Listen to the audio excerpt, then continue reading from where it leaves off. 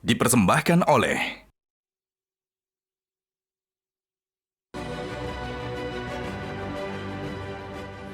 Selamat malam para pemirsa, ketemu lagi di Hot Room dengan saya Hotman Paris. Firly Bahuri bikin kehebohan baru pada saat posisinya di ujung tanduk atas kemungkinan ditetapkan sebagai tersangka oleh Polda Metro Jaya. Tiba-tiba Firly Bahuri mengumumkan telah menandatangani surat penangkapan terhadap Harun Masiku, yaitu kasus dugaan suap atas penggantian paruh waktu anggota DPR yang diduga melibatkan pejabat teras suatu partai politik tertentu. Pertanyaannya, kenapa Firly Bahuri tiba-tiba bikin gebrakan tersebut? Apakah dia sekarang ini diperalat oleh partai politik lain untuk menjatuhkan partai politik saingan menjelang Pilpres ini? Inilah Hot Room, drakor Firly bikin keki. Saya menyatakan di setiap kesempatan bahwa saya tidak pernah melakukan pemerasan kepada siapapun. Dan saya juga tidak pernah terlibat terkait dengan suap menyuap dan gratifikasi kepada siapapun. Dengan kesadaran bahwa saya adalah pejabat publik, tetapi juga saya sebagai manusia. Terkadang saya butuh waktu untuk jeda.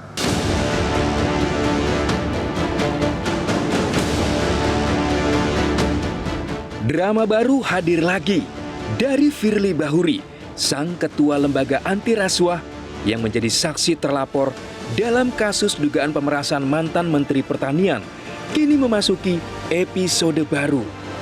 Setelah beberapa kali mangkir dari panggilan kepolisian dan juga Dewan Pengawas KPK, akhirnya minggu lalu Firly menghadiri panggilan kedua dan diperiksa di Bareskrim Polri. Yang menarik adalah Firly terlihat kucing-kucingan dengan awak media sesaat setelah pemeriksaan.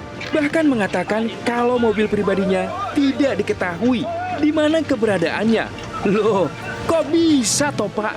Dan satu inilah episode yang paling menghebohkan publik. Tidak ada angin, tidak ada hujan. Tiba-tiba Firly mengumumkan telah menandatangani surat perintah penangkapan Harun Masiku. Saya menandatangani surat perintah penangkapan dan pencarian terhadap HM itu. Loh, kok baru sekarang, Pak? Kemarin-kemarin kemana aja? Apakah ini menandakan Harun Masiku sudah benar-benar diketahui keberadaannya? Ataukah ini hanya sekedar retorika dari sang ketua?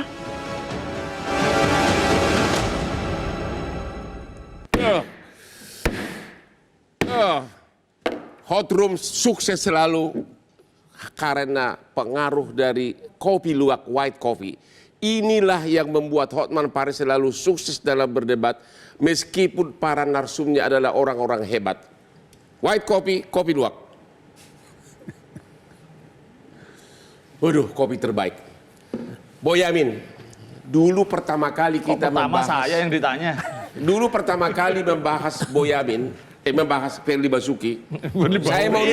Saya mau nagih janjimu. Kamu yang mengatakan Firly Basuki, Ketua KPK akan segera jadi tersangka. Ternyata sampai sekarang belum.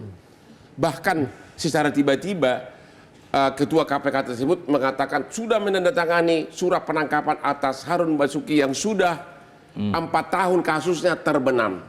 Ada apa? Apakah dia diperalat oleh penguasa dengan imbalan status tersangka ditunda atau apa?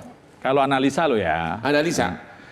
Kan kira-kira jilid pertama mungkin dengan kalimat saling sandera, ngancam bongkar gitu kan. Ya. Kalau kamu bongkar maka aku pun juga bongkar kamu. Nampaknya nggak begitu laku itu, jilid 1 itu. Oke. Nah, jilid 2 nampaknya tanda kutip persembahan. Yaitu? Ya, salah satunya Harun Masiku ini. Ya, dipersembahkan ke siapa? Ya penguasa. Jadi sebagai imbalannya? Ya, dia nanti bisa, harapannya dia loh ya, analisa lagi. Satu tersangka tidak akan terwujud. Tidak akan terwujud. Itu analisa Anda? Ya, ada persembahan 4 plus bonus itu untuk melokalisir perkara, kira-kira gitu gambarannya. Jadi sekarang Anda menduga kasus Firly ini sudah dipolitisir menjelang Pilpres ini? Ya, nampaknya seperti itulah kira-kira kan gitu kan. Supaya Emang kalau sampai Firly Basuki Bahuri. Kalau sampai Firly Bahuri membongkar kasus Masiku ini, siapa yang bakal kena? kok ditanyakan saya, semua sudah tahu kalau Apa itu? Partai politik terbesar atau apa? Iya, kira-kira gitu begitu. aja. Oh, kayak gitu ditanyakan. Ya, biar pemirsa tahu Ya, dong. pemirsa sudah pinter-pinter. Sudah 4 tahun kasus Interbanam, kok baru sekarang dibongkar oleh Ketua KPK ini? Pikir saya tadinya mengumumkan sudah nangkap, Ya. tapi ternyata hanya mengumumkan sudah menandatangani surat penangkapan. Padahal dia sudah red notice, sudah DPO, kan nggak perlu lagi ada surat Dengan penangkapan. gebrakan baru dari Ketua KPK ini, Anda pesimis dia tidak akan ditetapkan sebagai tersangka oleh Polri? Kalau bicara pesimis ya 40% lah, kira-kira gitu. 40%? Ya. Segitu tipisnya harapan Anda? Ya karena mestinya ini kalau bicara tersangka ya waktu itu kira-kira 2 hari 3 hari kemudian sudah tersangka. Tapi sudah sampai 2 minggu 3 minggu ini tidak tersangka, berarti ada sesuatu ya something wrong lah. Something wrong. Oke, sekarang Pak Komjen Pol Ito Sumardi, mantan Kabar Eskrim, begitu agresifnya Polda Metro Jaya berulang-ulang melakukan kompresi pers. Bahkan rumahnya Ketua KPK telah digeledah. Tapi sampai sekarang belum ditetapkan sebagai tersangka walaupun sudah berapa lama penyidikan. Pendapat Anda? Ya, menurut saya Bang Hotman ya, penetapan tersangka itu memang kita tidak bisa seperti hitungan matematik. Ya. Ya, kita tahu seperti kasus Panji Gumilang sekian lama ya. Ya. Kemudian menurut saya, pendapat saya adalah masalah ini adalah permasalahan hukum biasa. Ya. Hanya menjadi seksi, menjadi luar biasa karena menyangkut salah satu petinggi dari salah satu lembaga anti rasuah. Ya. Kemudian bersamaan waktunya pada saat KPK juga sedang menangani kasus yang melibatkan salah seorang. Jadi menurut mantan Bapak menteri.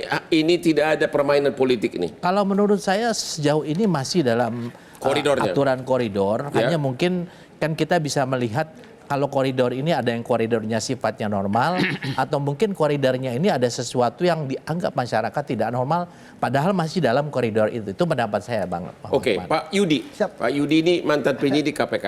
Apa yang analisa apa Ya, menurut Anda? ya saya lihat Pak Firly ini kan seperti orang yang sedang tenggelam ya. Ya. Dia menggapai apapun yang bisa digapai oleh dia, Ya. termasuk misalnya Harun Masiku yang saya tahu bahwa ketika ada red notice, ketika ada DPO buronan, pasti kan sudah ada surat perintah penangkapan. Benar. Apalagi itu yang pertama. Kemudian yang kedua, ya kalau memang tujuannya bahwa mengendos lagi Harun Masiku yang mungkin publik sudah lupa, Ya. ya kan, nggak nyambung gitu. Itu yang pertama. Kemudian yang kedua, nggak apple to apple. Kenapa? Karena taruhannya seorang Harun Masiku yang hanya ingin menjadi anggota DPR dengan Firly Bahuri sebagai ketua KPK. Jadi menurut Anda motivasinya apa? Apa di belakang? Udang di balik batunya apa? Ya, dia berharap, ya, Berharap? bahwa ada empati dari masyarakat. Bahwa Empati atau memang jadi peralat? enggak, kalau saya belum bisa melihat di peralat. Kenapa? Kalau di peralat dia sudah menangkap Harun Masiku. Ketika konversi pers, ini adalah Harun Masiku. Sudah saya tangkap. Baru itu bisa kita nyatakan Bukan, ini seperti kan itu. mau menjelang Pilpres. Iya. Kalau sampai kasus Harun Masiku terbongkar, Ya. katanya akan melibatkan pimpinan partai. Ya. Sehingga apakah mungkin partai saingan sekarang memakai Firly Basuki ini untuk membongkar, menjatuhkan partai lain? Kayak kalau dianalisis seperti itu bisa, itu yang pertama. Bisa? Bisa kalau dianalisis. Tapi kemudian kita bisa melihat bagaimana ya sebenarnya jika pun tanpa kesaksian Harun Masiku gitu ya, kalau emang ingin menaikkan ya kasus mengembangkan kasus suap kepada komisioner KPU itu sebenarnya bisa tanpa harus adanya Harun Masiku. Jadi saya pikir gimmick-gimmick masalah Harun Masiku itu yang coba dibangun oleh Firly Bahuri, saya pikir itu tidak kena kok. Sebagai penyidik, Anda merasa bahwa memang sudah waktunya tersangka atau tidak? Siapanya? Si Ketua KPK ini? Kalau saya, Ya. ya berdasarkan analisis ya, pertama saksi jumlahnya 80-an lebih, Ya. ahli sudah, kemudian rumah digeledah, kemudian barang bukti sudah disita, dokumen-dokumen termasuk dari KPK, artinya sudah tidak ada lagi hambatan gitu Sudah kan. tidak ada lagi hambatan untuk jadi tersangka. Itu kata mantan penyidik KPK. Ketemu lagi di Hot Room. Jelajahi cara baru mendapatkan informasi. Download Metro TV Extend sekarang.